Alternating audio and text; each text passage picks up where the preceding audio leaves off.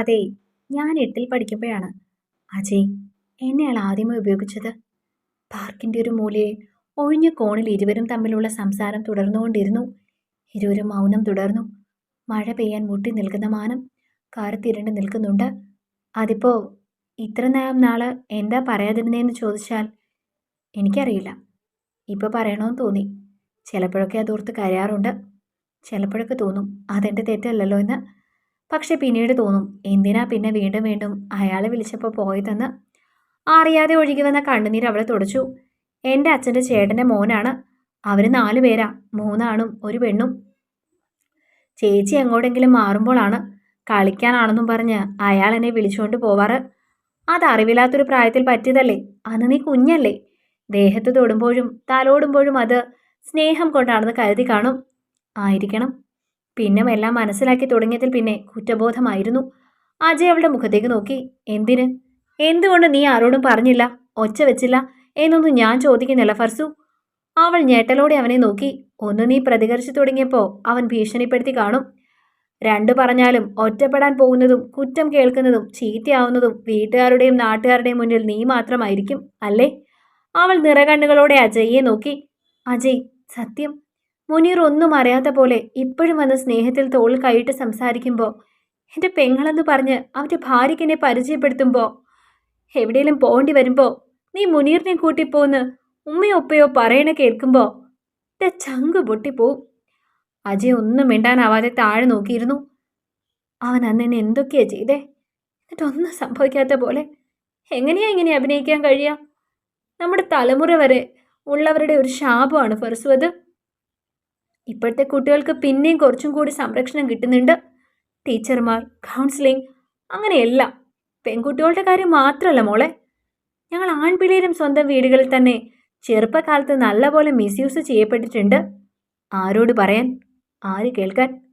നിന്നോടുള്ള ദേഷ്യം കൊണ്ടല്ല അജയ്. ഞാനിന്നലെ അങ്ങനെ മനസ്സിലായി. എനിക്ക് പറ്റുന്നില്ലായിരുന്നു. നീ എൻ്റെ അടുത്ത് വരുമ്പോൾ എല്ലാം പഴയ ഓർമ്മകൾ മനസ്സിലേക്ക് വന്നുകൊണ്ടിരിക്കുന്നു. എനിക്ക് ഭ്രാന്ത് പിടിക്കുന്ന പോലെ തോന്നിയിരുന്നു. അതെല്ലാം മറക്കാൻ നിനക്ക് കഴിയില്ലേ മോളെ?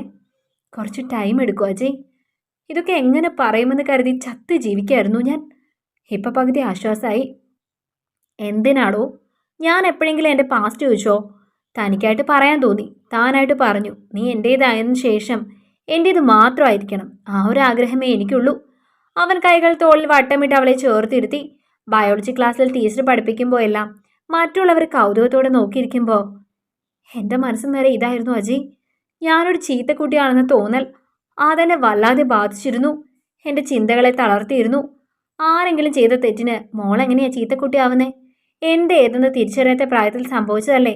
ഞാൻ പറഞ്ഞില്ലേ, സെക്സിനെ കുറിച്ച് ഒന്നും അറിയാത്ത പ്രായത്തിൽ തൊട്ടും തലോടിയും ഓരോന്ന് ചെയ്യുമ്പോൾ ശരീരത്തിലുണ്ടാകുന്ന ചലനങ്ങൾ എന്തുകൊണ്ടാണെന്ന് തിരിച്ചറിയാൻ കഴിയാതെ നിൽക്കുമ്പോൾ തൻ്റെ ഭാഗത്തൊരു തെറ്റുമില്ലടോ. ആരോടും പറയാൻ എനിക്ക് ധൈര്യമില്ലായിരുന്നു.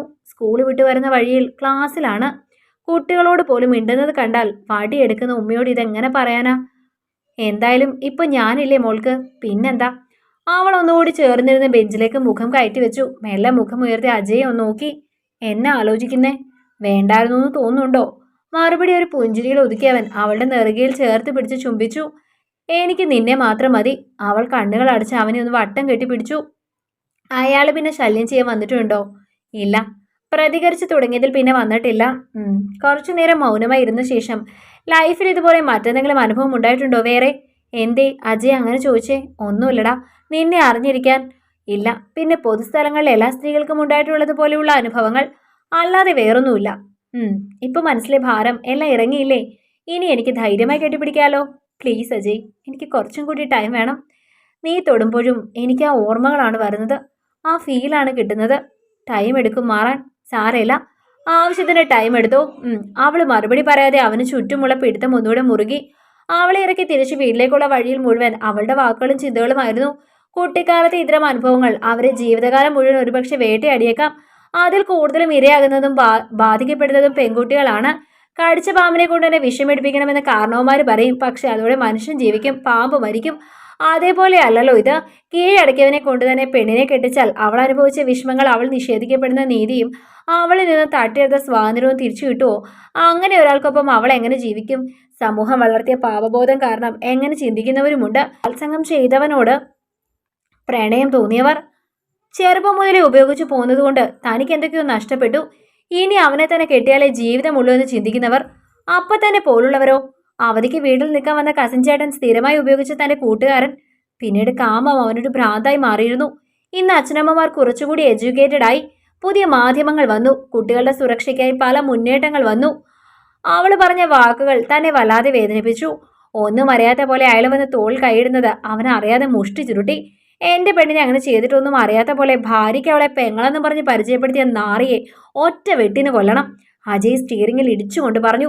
ഒന്ന് ഓർത്തു നോക്കിക്കേ, എന്നിട്ട് എവിടെയെങ്കിലും പോവാൻ അപ്പനും അമ്മയും അവന്റെ കൂടെ തന്നെ അവളെ വിടുക? ഹോ!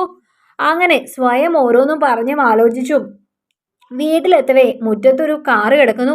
അജയ് പുറത്തേക്ക് ഇറങ്ങി. അവന്റെ അമ്മ ആദ്യം ഇറങ്ങി വന്നു. കാർത്തികയും ഭർത്താവും വന്നിട്ടുണ്ട്. അവനെന്തോ തിരക്കുണ്ടത്രേ. കാർത്തികയ്ക്ക് നാളെ എക്സാം തിരുവനന്തപുരത്ത്. അമ്മാവൻ പറഞ്ഞത്രേ ഇവിടെ ഇവിടെ കൊണ്ടുവിടാൻ. അവളെ നീ കൊണ്ടുപോക്കോളുമെന്ന്. നിന്റെ പെങ്ങളല്ലേ? ആ വാക്കൊരു ഇടിമിന്നൽ പോലെ അജയുടെ നെഞ്ചിൽ പതിഞ്ഞു. ആളിയ, എന്നാ ഞാൻ ഇറങ്ങട്ടെ? ചിരിച്ചുകൊണ്ട് കാറിന്റെ ഡോറ് തുറന്ന് അവളുടെ ഭർത്താവ് പറഞ്ഞു. അജയ് ചിരിച്ചുകൊണ്ട് തലയാട്ടി. ഉമ്മറത്തിടയിൽ നിൽക്കുന്ന കാർത്തികയെ നോക്കി ടാറ്റ കൊടുത്ത് അയാൾ കാറ് മുന്നോട്ടെടുത്തു. നീ പോയി വല്ലതും എടുത്ത് കഴിക്കു പെണ്ണേ. കല്യാണം കഴിഞ്ഞ് 2 മാസമേ ആയുള്ളൂ. ക്ഷീണിച്ച് പണ്ടാറമടങ്ങി. മുഖത്തൊരു തെളിച്ചവുമില്ല. അതും പറഞ്ഞ് അമ്മ അകത്തേക്ക് നടന്നു. അജയ് സ്റ്റെപ്പ് കയറി വരാന്തയിലെത്തി. ഇരുവരും മുഖാമുഖം നോക്കാൻ മടിച്ചു. ഏട്ടന്റെ കൂടെ ഞാൻ വരുന്നില്ല എന്ന് പറയാൻ അവളുടെ മനസ്സ് കൊതിച്ചു. പക്ഷെ അങ്ങനെ പറഞ്ഞാൽ പിന്നീട് ഒരുപാട് ചോദ്യങ്ങൾ വരും. സമൂഹത്തിന്റെ ചട്ടക്കൂടുകൾ പൊളിയും. ഭർത്താവ് തന്നെ വേണ്ടെന്ന് പറയും. ഒറ്റയ്ക്ക് ജീവിക്കാൻ സമ്മതിക്കാതെ വീണ്ടും പിടിച്ചു കെട്ടിക്കും. പെണ്ണിന് മാത്രം അറിയാവുന്ന അനുഭവിക്കുന്ന ചില നിമിഷങ്ങൾ. കാർത്തു. അവൾ ഞെട്ടലോടെ അവന്റെ മുഖത്തേക്ക് നോക്കി. ഞാൻ പറയാൻ പോകുന്ന ഒന്നിനെയും ന്യായീകരിക്കാനും ഒന്നിനും പകരവും ഒന്നിൽ നിന്നും ഒളിച്ചോട്ടവും ആവില്ലെന്ന് എനിക്കറിയാം. ബാക്കി കാലം തീരുമാനിക്കട്ടെ. സോറി.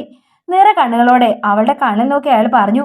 പക്ഷെ കാലം മുഴുവൻ പുറത്തേക്ക് വന്നാൽ ആരെങ്കിലും കാണുമോ എന്ന് കരുതി ഉള്ളിൽ തന്നെ അവൾ ഒഴുക്കി തീർത്ത കണ്ണുനീരിന് പകലാവില്ലായിരുന്നു അത്. ഒരിക്കൽ കൂടി അവൻ പറഞ്ഞു, സോറി. കഥ നിങ്ങൾക്കിഷ്ടമായെങ്കിൽ ലൈക്ക് ചെയ്യൂ. നിങ്ങളുടെ അഭിപ്രായങ്ങൾ കമന്റായി രേഖപ്പെടുത്തൂ. കൂടുതൽ കഥകൾ കേൾക്കാൻ ഈ ചാനൽ സബ്സ്ക്രൈബ്